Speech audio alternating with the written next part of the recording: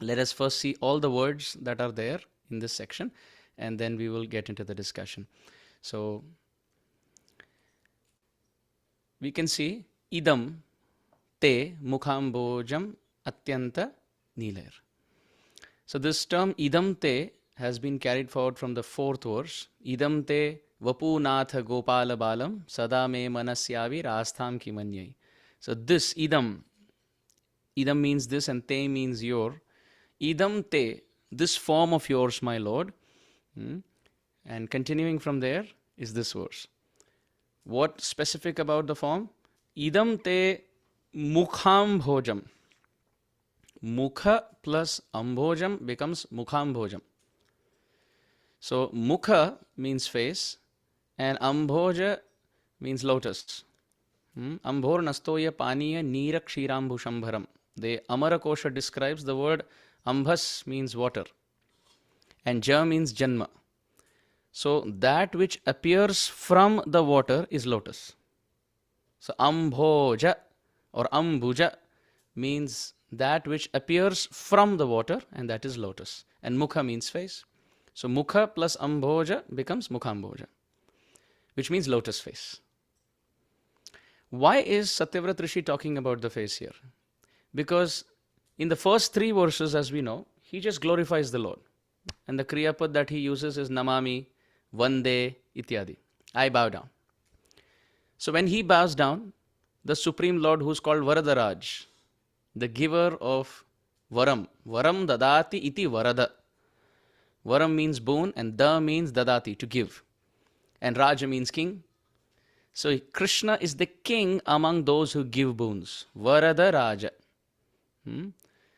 Shri Vallabheti Varadeti Dayapareti. Bhakta Priyeti Bhavalunthana Kovideti Natheti Nagashayaneti Jagannivaseti Alapinam Pratidinam Kurumam Mukunda. The description of the Supreme Lord goes as Varadeti, Varada iti.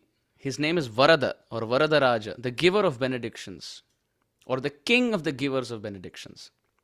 So when he's bowing down, Satyavrat Rishi, Damodar, the giver of benedictions, is saying, what do you want? I will give you whatever you want. So therefore, because he is ready to give varam, boon, the fourth verse starts with Varam Deva Moksham Na Mokshavadimba. After bowing down to Krishna, those who bow down, they are uplifted. This is the nature of the Lord. If you fall, Krishna will uplift. If we stand tall, then Krishna will humble. This is the nature how Krishna works. If we put our chin up in pride, then Krishna will humble us. But if we humble ourselves, then he will uplift. This is the nature of the Lord. So when Krishna is saying, what benediction do you want? Should I make you free from all problems in this world? So Satyavrat Rishi says, no. Oh, do you want to go to Vaikuntha? Oh, no, I don't want. Oh, do you want some other benediction? Oh, no, I don't want. Naham vande tavacharanayor dvandva madvandva heto kumbhi pakam gurumapi hare narakam napanetum ramya rama mridutanulata nandane napirantum bhave hridaya bhavane bhavayeyam bhavantam nastha dharme navasunichaye naiva kamopabhoge yad bhavyam tad bhavatu bhagavan purva karmanurupam etat prarthyam mama bahumatam janma janmantarepi tvat padambo ruha yugagata nischala bhakti rastu.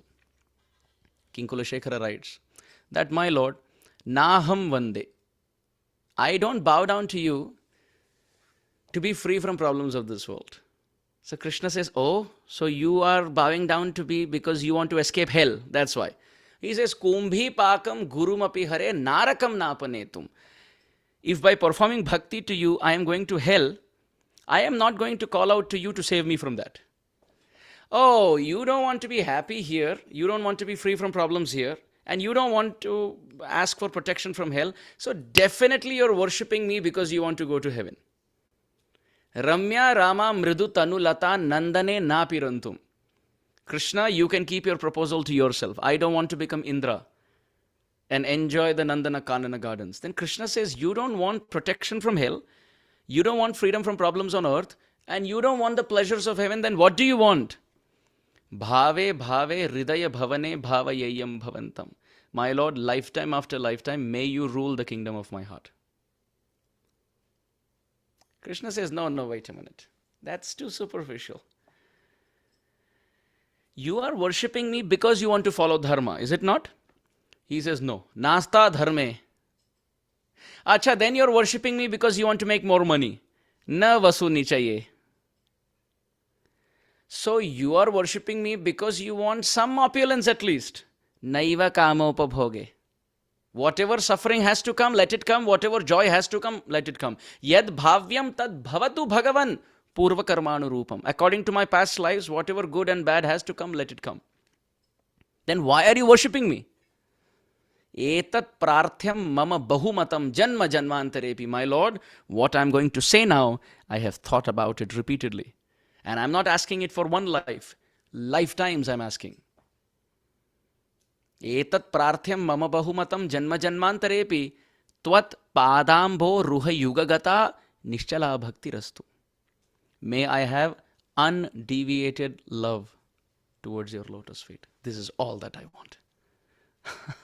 So in this eternally perfect prayer, Nitya Siddha Prarthana of Satyavrat Rishi, bowing down to Varadaraj, Krishna, Varam Deva Moksham na Mokshavadimva, Nachanyam Vrineham Vareshad Apiha. Then only one thing I ask. What is that one thing? Idam te vapunatha Gopala balam sada me manasyavir astham ki manyai. I only want one thing. Please give me darshan. May I see this beautiful, beautiful baby form of Krishna, of yours, always in my heart. Sada. Sada. Da means time. Sa means sarvada, all the time. Don't appear and disappear like the twinkling stars. You're not a star, you're a superstar. So just stay there.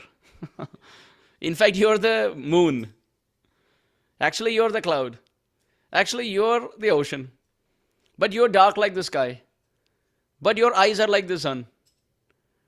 You are the source of the mountains. Actually, Krishna, you are everything. But the form that I want to see you in is the baby form. Idam te vapu natha Gopala balam. To say this, the word natha and Gopala balam have come back to back. Because if there is a baby, that cannot be nath. And if somebody is nath, he cannot be baby. So this is to say that idam te vapu natha, O Lord, I want to see your form. So Krishna tells Satyavrat Rishi, you're seeing my form. Water is my form. Air is my form. Mountains are my form.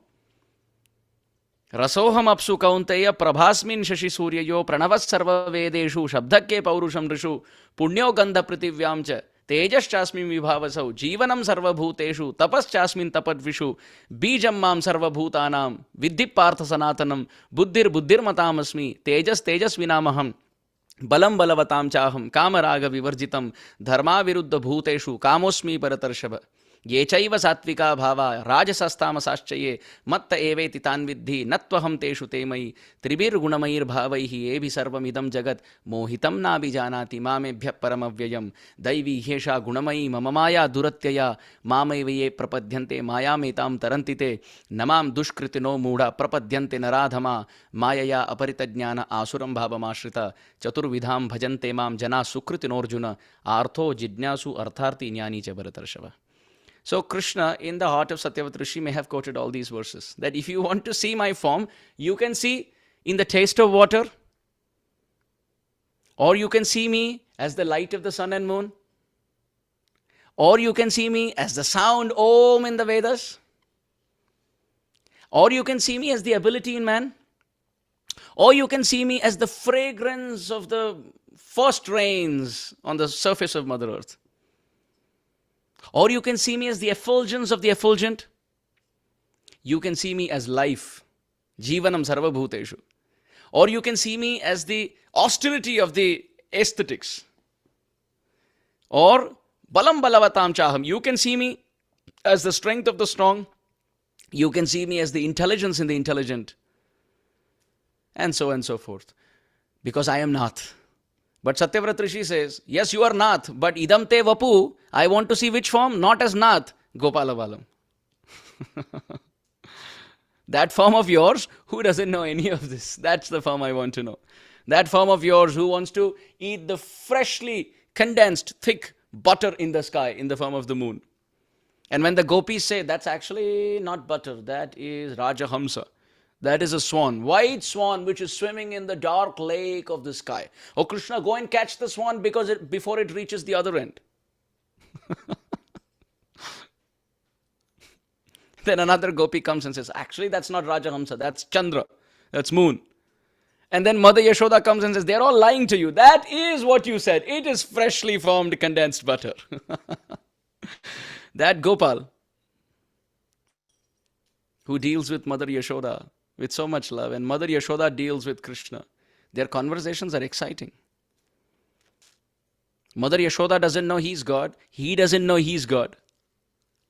And he wants to know God. Where is God? So that Nath, when he becomes Gopal Balam, that form, Sada me manasya virastham ki mane, that is the form I want to see. So when this is the prayer that Satyavrata Rishi offers, in return, what does Krishna do? He gives darshan. But he doesn't give full form darshan. He gives darshan of only the face. And that to the face which is kissed by Mother Yashoda all over. That is the darshan he gives. So when he's giving, Satyavrata Rishi says, idam te, idam, this form. This. Which form? Mukham bhojam. The lotus face. And that too, that lotus face is how? Atyanta nilaihi vratam kuntalaihi. Kuntalaihi means hair. How is the hair? Nilaihi, dark. Atyanta nilaihi, absolutely dark. On the lotus of Krishna's face, there are locks of black circle, curly hair. And that is Atyanta nilaihi kuntalaihi. Extremely blackish hair, locks of soft black hair. And that too, snigdha raktaihi. All of the whole place, this face has become red. Why? Because muhuhu chumbitam. Again and again it is kissed. So Krishna's face, lotus face, is covered by locks. So the word vritam here means completely covered. Avritam. So idam te, this mukham bhojam, lotus face of yours, Krishna, which is vritam, completely covered with what? Atyanta nilaihi kuntalaihi. Extremely dark, black, thick, locks of soft black curly hair. And this face is snigdha raktaihi. It is extremely red because of muhuhu chumbitam, repeated kissing. By whom? Gopya. By Mother Yashoda, Gopi. And this face of yours, bimba rakta adharam, has very sweet, red cherry, bimba-like, tasty, reddish, soft lips. And this form of yours, O Krishna, with this beautiful lotus hair, tinged with red, kissed again and again by Mother Yashoda, covered by the locks of soft black hair, with beautiful cherry-like red, soft, tasty, bimba fruit-like lips. This form, O Krishna, me manasi, in my mind, in my chitta, in my heart, avir, if it appears, astham alam lakshalabhaihi. Lakshalabhaihi means millions and millions of other things, if they are given, then they don't match. That boon doesn't match this boon. Therefore, alam, bas, I don't want anything else. Alam alam alam eka praninam patakanam nirasana vishayeya krishna krishneti vani yadi bhavati mukunde bhaktir ananda sandra karatalita sa moksha samrajya lakshmi. That Mukundamala Stotra Kulashekara Alvar says, alam, alam, alam, enough, enough, enough. If you say you're sinful, stop saying it. Keep the name of Krishna, Krishna will come. So the word alam means enough. So here the word alam means, if you give me darshan of your face on one side, and millions, laksha labhaihi, labha means profit, and laksha means lakh, lakhon. Millions of such benedictions, if they are given on the other side of the being balance, if this and that are to be compared, I will take this, the face of yours, alam, bas, I don't want anything else. So that's the general understanding of this verse. Okay, now we can continue, we can dive into our discussion. So We can maybe take the screen sharing off at this point.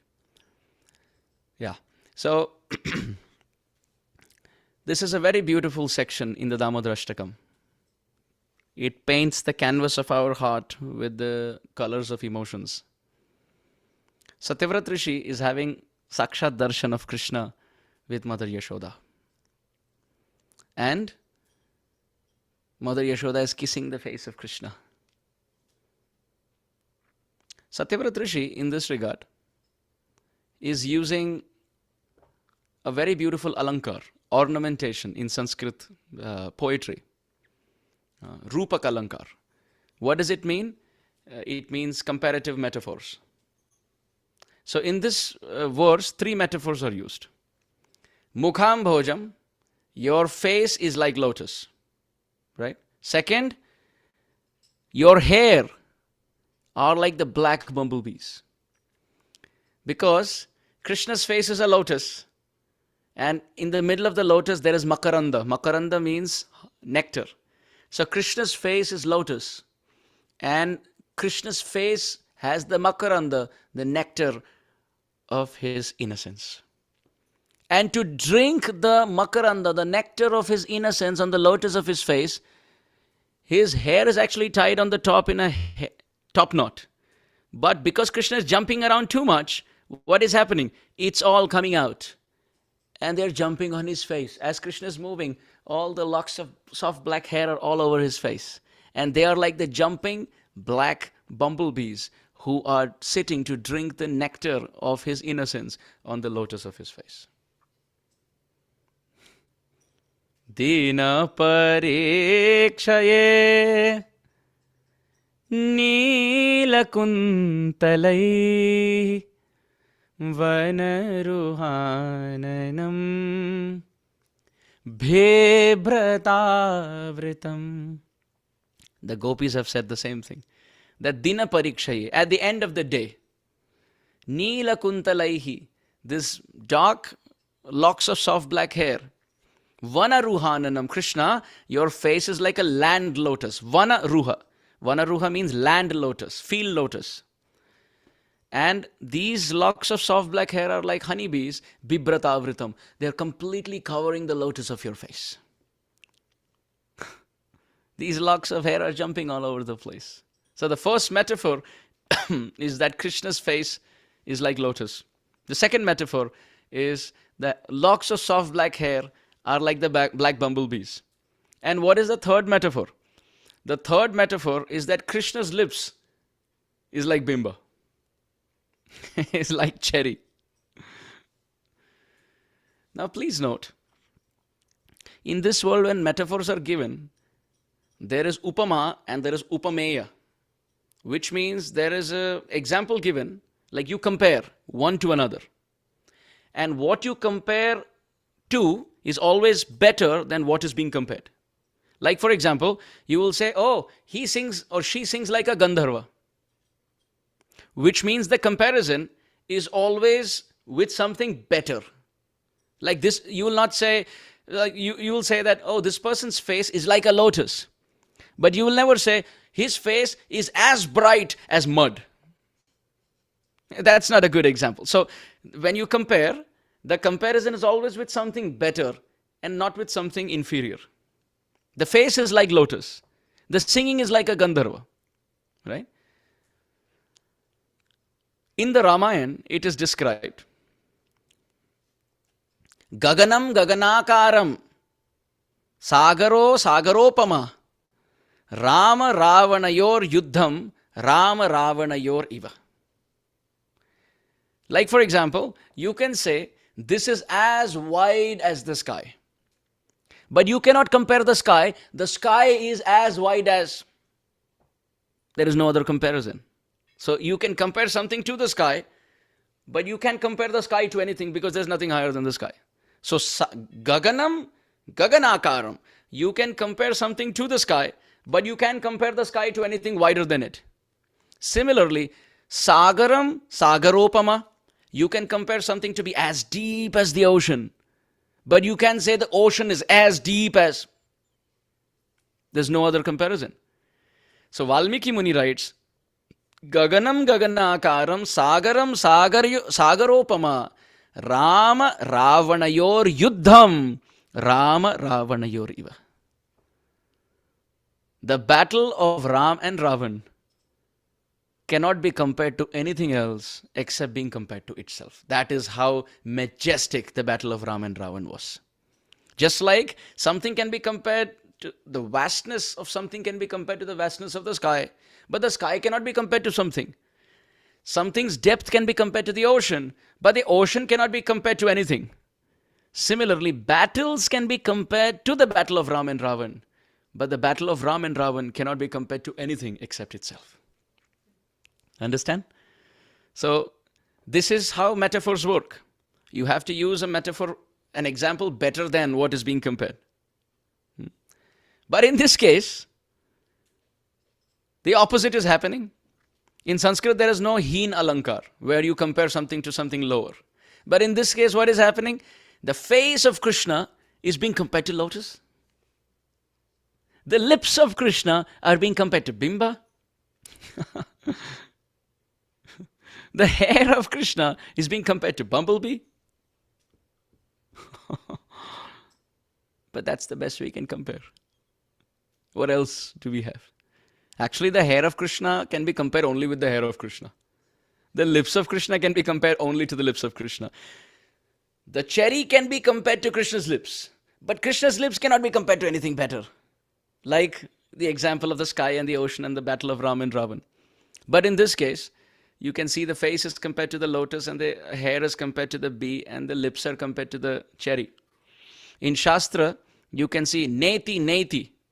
This concept has been used. Neti, neti. So what do the impersonal schools say? Na iti, which means God has no form. Na iti, He has no name. Na iti, He has no attributes. Na iti, He's impersonal. But that's not the actual meaning. Neti, neti. After giving the example that Krishna's face is like a lotus and Krishna's lips are like bimba and Krishna's hair is like bumblebee, when Satyavrat Rishi has darshan in the heart, he says, neti, neti, neti. The face is not like the lotus. The face is like the face. The lips are not like bimba. The lips are like the lips. Neti, neti, neti. No, no, no. That's the internal meaning in the school of personal philosophy. And the hair of Krishna is not like bumblebee. It is like the hair of Krishna. This is why Srila Bilva Mangala Thakur has said, Madhuram madhuram vapurasya vibho Madhuram madhuram vadanam madhuram madhugrandhi aho smritame tadaho madhuram madhuram madhuram madhuram. Shripad Bilva Mangal Thakur says, Madhugandhi mrudusmitame tadaho. Krishna, madhuram madhuram. Your body, madhuram madhuram vapurasya vibho. Your body is not madhuram. It is madhuram madhuram. It is exceedingly sweet. Exceedingly sweet. But how about your face, mukhambojam? Madhuram madhuram vapurasya vibho, madhuram madhuram vadanam madhuram. Your face is exceedingly, exceedingly sweet. And on that, your lips, madhu gandhi, mrudu smita metadaho, your reddish lips with honey tinged flavor and very beautiful jasmine studded teeth and soft smile. All of this, madhura, madhura, madhura, madhuram. It is exceedingly, exceedingly, exceedingly, exceedingly sweet. Shripad Bilva Mangala Thakur may have inspired Shripad Vallabhacharya in the heart to say, I could say only so much. Why don't you write an Astakam, Madhurashtakam? And Shripad Bilva Mangala Thakur has written a whole Ashtakam starting with Adharam Madhuram. Because the lips are the sweetest. The lips are the sweetest. The question could be asked, why is Shripad Vallabhacharya starting with the lips? He could say Vadanam Madhuram, Hasitam Madhuram, Gamanam Madhuram, etc. But why does he say Adharam Madhuram, Vadanam Madhuram, Nayanam Madhuram, Hasitam Madhuram, Hridayam madhuram gamanam madhuram madhuradhipate rakhilam madhuram. He has said so much madhuram, but why does he start with the lips? What is so special about Krishna's lips? Please hear very attentively why Sripad Vallabhacharya starts with the lips. Sripad Vallabhacharya ji is representing the gopis of Vrindavan. The gopis find Krishna to be very sweet. It is actually the gopis who inspired Sripad Vallabhacharya to compose this, because he is the representative of the gopis in this world. When the gopis came to meet Krishna in the middle of the night, in the middle of the forest, in the middle of their youth, they sing, Madhuradhipater akhilam madhuram, Madhuradhipater akhilam madhuram. Oh Krishna, you are the abode of sweetness. But there is Vaishnava tradition that before you glorify Krishna, prathamam tu guru pujyam, anyatha nishfala bhavet. Before you worship Krishna, you must worship and glorify Sri Guru. And who is the Guru for the gopis? The mantra that they heard was the flute sound. But who is the Guru? The lips. The lips are the Guru of the gopis. From where came the mantra in the form of the flute sound? And they, like disciples, were initiated in the mantra of the flute sound by the Guru of the lips. Therefore, before they glorify Krishna as Madhuradhipati, the first offering is to their Gurudev. Who is the Guru of the gopis? The lips of Krishna. Therefore, Madhurashtakam starts with Adharam Madhuram. Adharam Madhuram. So Sripad Bilvamangal Thakur says, Krishna, your face is very sweet, very, very beautiful, very attractive. And now when Krishna starts playing his flute on those lips, Gopya kimacharadayam kushalam smavenum damodaradhara sudham api gopikanam bhungte swayam yada vashishta rasamrididnyo rishyatvachoshumuchu yathavo yatharya. Bhagavatam describes that when the flute is there on the lips, it is described that these lips of Krishna have the power to make the flute, which is dead matter, which is bamboo, which is heartless, which is straight, which is without any rasa, to be a bundle of contradiction just by the touch with the lip. The flute, the gopis are saying, are not so great. The flute is not so great. Where is it coming from? It is bamboo. But because it touches Krishna's lips, it has become the guru for the whole world. The flute of Krishna. You see, Kavikarnapur in Anand Vrindavan Champu, he says, by the touch of Krishna's lips, the flute has become a bundle of contradiction. In this world, if something has a hole, you discard. Krishna's flute has 6 or 9 holes. So it must be considered worthy of discard. But it is the fullest. It is the most beautiful. It is the most attractive. In this world, if something is hollow, it may not hold anything. But Krishna's flute, which is completely hollow, holds millions of ragas. It's a bundle of contradiction. Similarly, the flute is straight, but it attracts the heart of even the threefold bending Krishna just by the touch of his lips.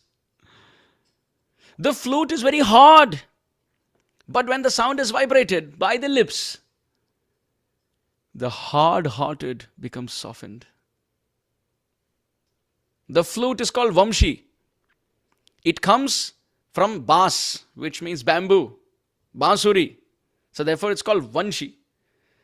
So that which comes from Vansha, which means bamboo, must follow proper Vansha, proper lineage. But it's a bundle of contradiction. So when it is being played, people are attracted from all Vamshas, all families. When the flute touches Krishna's lips, it is Vansha. It's Vanshi. It's coming from the bamboo. So it should keep Maryada to Vansha, family tradition. But this attracts the gopis from both families, both Vanshas. Father's family and father-in-law's family. This flute. It's a bundle of contradiction. Just by touching Krishna's lips, the flute has become so great. Rakta adharam mein, muhushchumbitam bimba, rakta adharam mein. Adharam, Krishna's flute, Krishna's lips, reddish lips, have the power to give so much glory to the flute. Also, the flute comes from the tree. In Sanskrit, the tree is called parva. Parva. The tree is called parva. Briksha is called parva. Branches. So the flute is made from the trunk of the tree.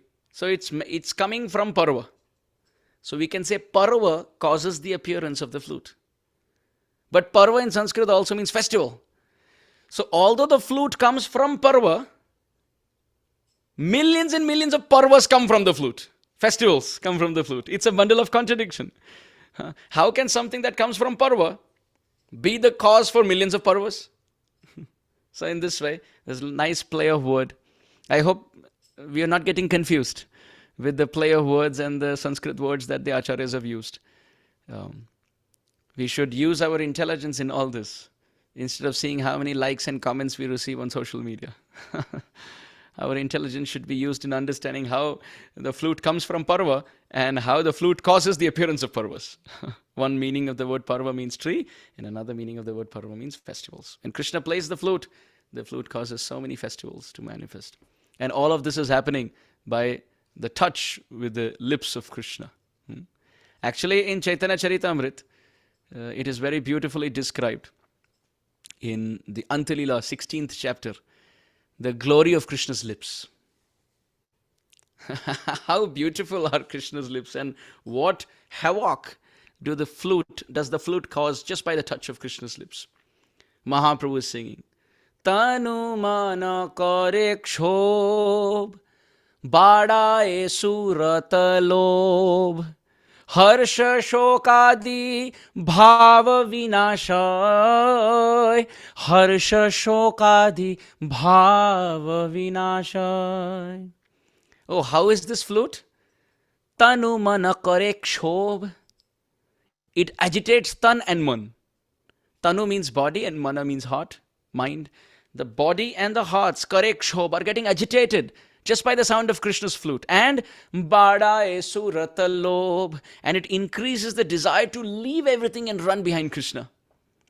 And harsha shokadi bhava vinashay, it destroys the feelings of joy and sorrow in this world. Both joy and sorrow. Sorrow, of course, it destroys, and the joy of being in this world, whatever temporary it may be, that's also taken away. As soon as the flute touches the lips, Tanu mana kareksho badaye surat lobh, harsha shokadi bhava vinashay. What else does the lips of Krishna do? As soon as it touches the lips, the flute of Krishna do, as soon as it touches the lips, Pasaraye anya rasa, jagat kare atma vasha, lajja dharma dhairya kare kshay, lajja dharma dhairya kare kshay. Pasaraye anya rasa. As soon as the flute touches the lips, it forgets all the tastes because it is tasting the highest rasa, adhara rasa. Oh, it's interesting. Because the flute is tasting adhara rasa, it makes us forget other rasas. All other rasas in the world. Sarva Vedanta Saram hi Sri Bhagavatam ishyate tad rasamrata triptasya na anyatra syatratihi kvachit. As soon as one tastes the nectar of Krishna Bhakti, one doesn't feel rasa anywhere in this world. So the flute, as soon as it touches Krishna's lips, has the power to make us forget all tastes in this world. And Jagat Kare Atmavasha, it controls the whole world. And those who are lajjit, those who have lajja, they lose their lajja. Those who are very shy, by hearing the flute, they forget their shyness and they run in the middle of the night. Those who are very dharmic, they forget their dharma. Those who have lot of patience, dhairya, they lose their patience. Lajja dharma dhairya karekshay. Nagara, O Krishna, shuno tumar adhara charit. Mahaprabhu is telling, O Krishna, let me describe your lip. What power your lips have when the flutes fall on them. Matae nari raman, जिह्वा करे आकर्षण, विचारिते सब विपरीत, विचारिते सब विपरीत. Matae nari raman. As soon as the flute comes on your lips, O Krishna, this flute has no power. It is dead matter. But the power of your lips are such. Matae nari raman. It intoxicates men and women. Everyone. It is described that Krishna's form is so beautiful. Krishna's form is so beautiful that this is lavanyasaram, asamurdhvam, ananya siddham, drigbi pibanti. That Krishna's form is lavanyasaram. It is the essence of all beauty. And asama urdhva ananya siddham. Every feature is perfect. And forget about something being better, there's nothing equal. And drigbi pibanti. And those who see, they drink this form through the pots of their eyes. And that's just the form. Now when he keeps the flute to his lips, the lips have the power to intoxicate everyone. And jivha kare akarshan. The tongue becomes restless to chant your names. And vicharite sabha viparit. And everything goes opposite. Those who are very shy, they become very bold and they run. Those who are very dharmic, they forget dharma and they run. Those who have a lot of patience, they are dhira, they become adhira, they become restless. And the trees which are standing straight, they start moving. The rocks which are non-moving, they start to move. And the rivers which are moving, they stop to move. And animals which move, they become painted pictures. Everything goes topsy-turvy. Just by the sound of your flute. And that happens because of the touch of your lips. आचूक नारीर काज कहिते बासिए लाज তোমার অধর বড় ধৃষ্টরায় ধৃষ্টরায় তোমার অধর বড় ধৃষ্টরায়. Mahaprabhu is saying, Achuka narir kaj. All the work of the gopis are left as it is at home. And your lip is the culprit for the Rasalila. Your lip is the culprit for the gopis crying in the middle of the night. It is your lip. Achuka nariro kaj, kahite bashiye laj. Oh Krishna, I feel ashamed to tell you this. But your lips are bada drishtarai, very impudent, very arrogant. They are sitting in one place and attracting everyone. And everything moves according to their desire. Mahaprabhu is saying, Krishna, let me tell you. Speaking to Krishna. So Krishna is saying, but this is about Nari, but you are sannyasi. Why you're worrying about my lip and my flute? Mahaprabhu is saying, Purusha kare akarshana, apana piyate mana, anya sab rasa pasarai, pasarai, anya sab rasa pasarai. Oh Krishna, yes, I may be sannyasi, purushe kare akarshan, but your flute, your lip has the power to even make me give up my grihastha life and take sannyas running like a madman searching for you. Apana piyaite man, just with the desire to find you. I have forgotten everything. I have forgotten my old mother and young wife and family, everything, and I'm crying in the Gambhira now just for you. And the cause of all this is your lip, which holds the flute. The flute is not responsible. Your hands are not responsible. It is what is fed into the flute, and that is your lip. Therefore, Shukdev Goswami says, Barha pidam natavara vapuhu karnayoho karnikaram vibratvasaha kanaka kapisham vaijayantim chamalam randran venuhu adhara sudhaya purayan gopavrindaihi. The flute is innocent, but Krishna's lip is the one like a cloud pouring the nectar of Amrit into the holes of the flute. Bichara flute kya kare? The flute is not even doing anything. Krishna takes the flute and keeps on his lip. And as soon as the flute is kept on the lip, what happens? The flute starts to play. It's actually, Krishna's not even playing it. The flute is singing in ecstasy on being touched by your lip. Mahaprabhu continues. Sachetana rahe dur. Forget about those who can move. Achetana सचेतन कर सचेतन रहु दूरे अचेतन सचेतन करे. Forget about attracting those who can move. Your lip has the power to make non-moving into moving. Tomar adhar bado bajikar. The word bajikar is what becomes the word bazigar, which means magician. Magician. So Chaitanya Charitamrita says, Mahaprabhu is saying, Tomar adhar bado bajikar. Krishna, your lips are actually a magician.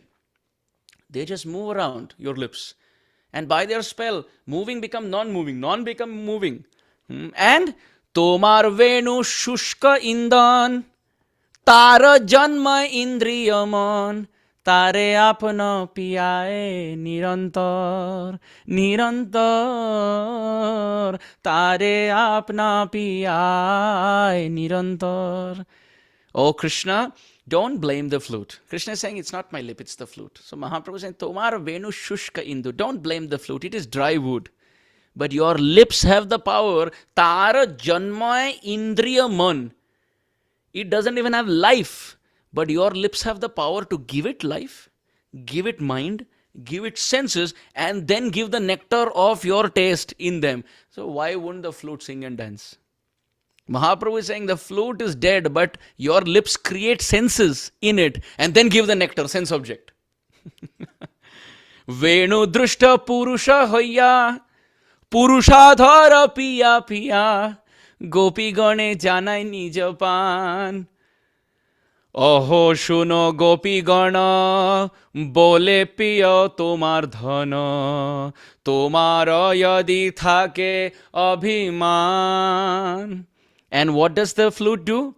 Now the flute, drinking the nectar of Krishna's lip, becomes so proud that he announces, Aho shuno gopigan, bolet piyao tumar dhan. The lip of Krishna is the treasure of the gopis because Krishna is speaking through his lips. He's singing through his lips. He's smiling through his lips. He's also eating prasad and giving them his remnants. So the lips of Krishna, the face of Krishna is all the wealth of the gopis. But what is this flute doing? Day and night, he's not even a Brajbasi. He's not even a human. But, and that too, he's a male. He's not even a female. And then he's sitting on the lips. And Tomar jadi thake abhiman. If you have some guts, look. Bolo piyo tumar dhan. I am taking over Krishna. I'm taking over Krishna's time. I'm taking over Krishna's energy. I'm taking over Krishna's lips. Tabe more krodha kari. Lajja bhaya dharma chhadi. Chhadi dimu ashi koropan. The flute is challenging Radharani. Tabe mora krodh kari. If you have some guts, then you get angry on me. Show your love for Krishna. Look, I am taking your treasure, Krishna's face. And lajja, bhaya, dharma chadi. Give up shame, give up fear, give up dharma, and run into the middle of the forest and show to me that you really love Krishna. Listening to this challenge, chadi dimo ashi koropan. Radharani left everything and ran in the middle of the night, taking up the challenge of the flute. So Chaitanya Charitamrita describes so wonderfully this section where Mahaprabhu is describing that this is the nature of Krishna's lips. Atma ramascha munayo nirgranta api urukrame kurvanti ahaitukim bhaktim ittam bhuta gunohari.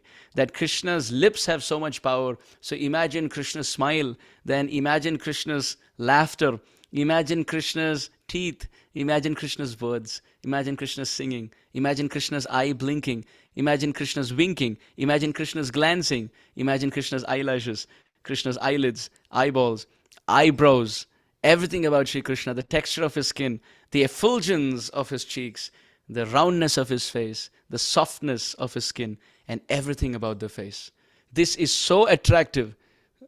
This concept of Krishna's attractive potency is so much that idam te mukham bojam atyanta nirlair bhritam kuntalai snigdha raktaischa gopya. The face in the baby form with the cheeks and the chin and the sweetness of his Madhurya Bhagavattasar, of forgetting that he's God and acting like a sweet little child, crawling on his hands and knees, with his hair jumping like bumblebees on the face, and this beautiful red lip, soft, reddish lips like the cherry, is so dear to the heart of Mother Yashoda that Mother Yashoda is keeping that form, that face closest to her chest, and again, Muhush Chumbitam, again and again kissing Krishna's face. And this is like, sometimes you can see on the lotus, there may be some pollen seeds, pollen grains. So Mother Yashoda's kissing is like the red pollen grains on the bluish lotus that has blossomed. Krishna's face is like a lotus for many reasons. When Krishna returns in the evening, at the end of the day, from Govardhan with all his friends and cows and calves, what is happening? How does Mother Yashoda know that Krishna is coming? There's a whole big cloud that has risen by the dust of Braja rising, by the hitting of the hoofs of the cows and the calves who are coming with Krishna. They're all singing Om, Om, Om, making sound, and they're all chanting their own cow mantras and cutting their cow jokes. And at the end of the day, the cows and the calves, all of them are returning from the forest into the village. So when Mother Yashoda looks at a big cloud of Brajraj, the dust of Braja in the sky, she knows that Krishna is coming. And then when Krishna comes a little closer, then the sound of the buffalo horns and bugles and the flutes are all over the place. And then, coming through that dust cloud of the dust of Braja, are the cows, the calves, the friends, and then finally, as it clears, Krishna is coming with a cow herding stick and a flute tucked to his waist. So when Krishna is coming like this, his face is like a lotus. Why? Because it is bluish black, like a night blooming lotus, which, the night blooming lotus opens looking at the moon. So Krishna's face is a bluish black, dark complexioned blue lotus flower opening to the moon like face of Srimati Radharani, the daughter of King Vrishabhanu Maharaj. Because she is like the moon, not the moon, but Sharadendu Mandale, like millions and millions of moons, not millions, billions of, trillions, zillions, quadrillions. Well, let's say unlimited moons are ashamed with all their effulgence, looking at the effulgence of Srimati Radhika's face. So because Srimati Radharani is so beautiful, Krishna, point number one, like a blue lotus, opens looking at the moon of Sri Radha's beautiful face. That's one. Second, because of all the dust that is risen, that is all like the pollen grains on the petals of the lotus of Krishna's face. Third, because Krishna is coming, there are beads of perspiration on his forehead. He's coming in the evening with all day work. So there are beads of perspiration drops on his forehead. And that's like the dew drops on the petals of the lotus flower. And then, not just that, then there is the honey of his innocence and tiredness at the end of the day. And as he's coming into the village, Brajbasis have come on both sides. So Krishna wants to see who has come to welcome him. And then he sees here, and then he sees here, and then he sees here, and then he sees here, and then he sees here. And as he's seeing, the locks of soft black hair are jumping. And then they're jumping, and they're jumping, and they're jumping all over his face. Atyanta nilair vritam kuntalai snigdha raktaischa gopya. They're like the jumping of the black bumblebees. And this lotus is very dear to the heart of Mother Yashoda. Therefore, muhush chumbitam. Again and again, she's kissing. So, by implication, you can understand, ye yatham mam prapadyante tam sataiva bhajamyaham. If Mother Yashoda is kissing Krishna, muhuhu chumbitam, then you can also in your heart see, for every kiss that Mother Yashoda gives Krishna, baby Krishna is also kissing the face of Mother Yashoda. So it is two beautiful lotus flowers, a little one and a bigger one. The little the face of Bal Gopal, and the big is the face of Mother Yashoda, where mutually the lotus flowers are kissing each other in the form of the mother and the child expressing love for each other. So, muhush chumbitam bimba rakta dharam me manasyavir astam alam lakshalabhai. Satyavrat Rishi says, if this is what I see in the core of my heart eternally, the embrace of the mother lotus and the baby lotus, lakshalabhai, even if millions of other benedictions are given Krishna, I will bow out. I don't want anything but this. Now, tomorrow we will see what happens in the 6th verse. Till then, let us meditate the first 5 verses of the Damodar Astakam And I wish all of you happy Krishna conscious Kartik Mas. I hope everyone is absorbed. And from today to tomorrow, another 24 hours of Krishna Kirtan and Krishna Katha. Because it's already late, I will not be able to take questions. So thank you so much, everyone. Vanchakalpatrubhyascha kripa sindhubhya evacha patitanam pavanebhyo vaishnavebhyo namo namaha. अनंत कोटि गौर भक्त वृंद की जाय, राधा दामोदर की जाय, पतित पावन शिल प्रभुपाद की जाय, निताय गौर प्रेमानंदे हरि हरि बोल. Back to you, Prema Priya Mataji. Thank you very much, Prabhuji, for today's very nectarian lecture on the fifth verse of the Damodar Astakam, the various blissful pastime of Lord Krishna in his childhood, and Lord Krishna's flute glories of Lord Krishna's lips and face were also very delightful, Prabhuji. So thank you very much, Prabhuji, once again for today's nectarian class. So वंशाकल्पतरुभ्यश्च कृपासिन्धुभ्यैव च पतितानां पावनेभ्यो वैष्णवेभ्यो नमो नमः. वैष्णव वृंद की जय, शिला प्रभुपाद की जय, हिज ग्रेस अमरेंद्र प्रभु जी की जय. हरि हरि बोल प्रभु जी, धन्यवाद प्रणाम.